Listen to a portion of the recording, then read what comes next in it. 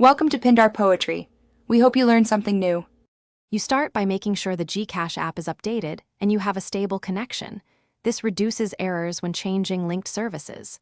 Once logged in, go straight to Profile, then Settings and find linked accounts or services. You want the list that shows Apple or Apple Pay. Make sure you can receive OTPs on your registered number because the app may ask to re-verify. Now you're ready to select the Apple entry and begin removal.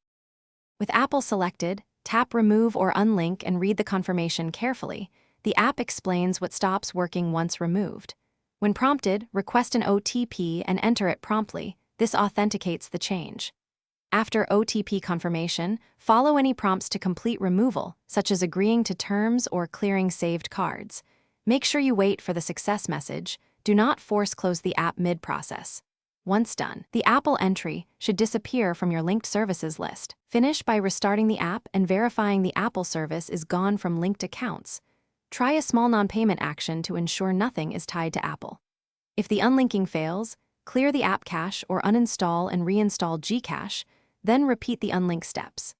If errors persist, capture screenshots and any OTP or error codes, then contact Gcash support through the Help Center.